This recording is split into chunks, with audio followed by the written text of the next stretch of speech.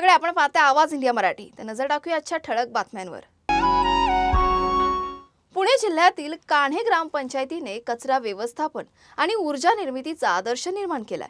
अन्न कचऱ्यापासून बायोगॅस, वीज आणि सेंद्रिय खतं तयार करणाऱ्या या नाविन्यपूर्ण प्रकल्पाची आज उपमुख्यमंत्री सुनेत्रा पवार यांच्याकडून पाहणी करण्यात आली.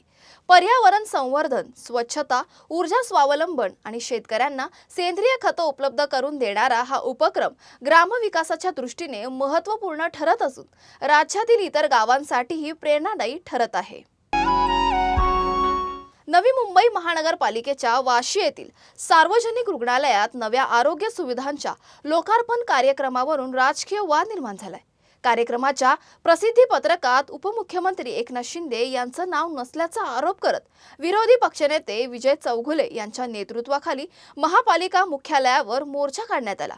यावेळी प्रोटोकॉलचं उल्लंघन झाल्याचा आरोप करण्यात आला असून संबंधितांवर कारवाई करण्याचं आश्वासन आयुक्तांनी दिलं आहे.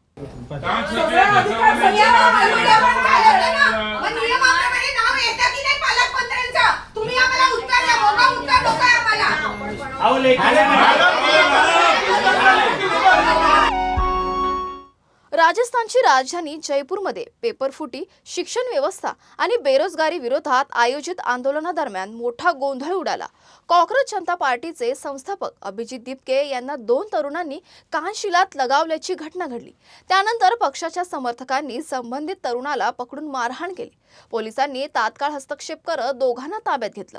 शहीद स्मारकावर शिक्षण मंत्री धर्मेंद्र प्रधान यांच्या राजीनाम्याची मागणी करत आंदोलन करण्यात आलं. घोषणाबाजी दरम्यान वाद झाल्याने काही काळ तणावाचं वातावरण निर्माण झालं. घटनेनंतर अभिजित दिपके यांनी धर्म आणि जातीच्या राजकारणाला विरोध करत 20 जून रोजी दिल्लीकडे मोर्चा काढण्याची घोषणा केली आहे. वाढत्या इंधन दरवाढीमुळे महाराष्ट्र राज्य मार्ग परिवहन महामंडळाने साध्या बस सेवांवरील 10% हंगामी भाडेवाढीस आणखीन 1 महिन्याची मुदत वाढ दिली आहे. त्यामुळे वाढीव भाडे दर आता 15 जुलै 2026 रोजी मध्यरात्रीपर्यंत लागू राहणार आहे. इंधन खर्चात वाढ तसेच कर्मचाऱ्यांच्या महागाई भत्त्यात झालेली वाढ यामुळे महामंडळावर आर्थिक भार पडत असल्याने हा निर्णय घेण्यात आलाय. या निर्णयानुसार साधी आणि मिडी बस सेवांसाठी प्रति टप्पा दर 11 रुपये 5 पैसे कायम राहणार असून किमान प्रवास भाडं प्रौढांसाठी 14 रुपये आणि मुलांसाठी 7 रुपये असंच राहणार आहे. विक्रोळीतील टागोर नगर ग्रुप क्रमांक 8 येथे अनधिकृत रिक्षा पार्किंग विरोधात स्थानिक नागरिकांनी आज जोरदार आंदोलन केलं. परिसरातील मोकळ्या जागेत सुमारे 200 ते 250 रिक्षा उभ्या करून बेकायदेशीर वसुली होत असल्याचा नागरिकांचा आरोप आहे. या पार्किंगमुळे परिसरात गर्दुल्ल्यांचा अड्डा निर्माण झाल्याचं स्थानिकांचं म्हणणं असून त्यामुळे विशेषतः महिला आणि ज्येष्ठ नागरिकांना मोठा त्रास सहन करावा लागतोय. आंदोलनादरम्यान काही व्यक्तींना सार्वजनिक ठिकाणी मद्यपान करताना पकडल्याचा नागरिकांचा दावा आहे.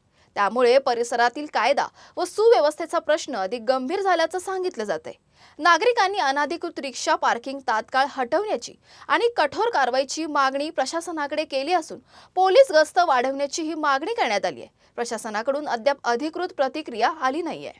हमारे को ये तकलीफ है कि इधर रिक्शा बहुत ज़्यादा खड़े होती है. हम लोग यहाँ से आ नहीं सकते, जा नहीं सकते. यहाँ पे अंदर रिक्शे में बैठ के सब फालतू लड़के आके नशा करते हैं और लोगों को छेड़ते भी है. कोई औरतें अपने बच्चों को लेके टहल नहीं सकती रात के टाइम पे. जी लोक इथे राहत नाहीत, लांबून रिक्षा इथे पार्किंग करायला येतात, जे राहणारे नाही आहेत आणि आम्ही इथे अनसेफ आहे. आम्हाला स्वतःला सुरक्षा इथे वाटतच नाही आहे, कारण हा येण्या जाण्याचा रस्ता आहे.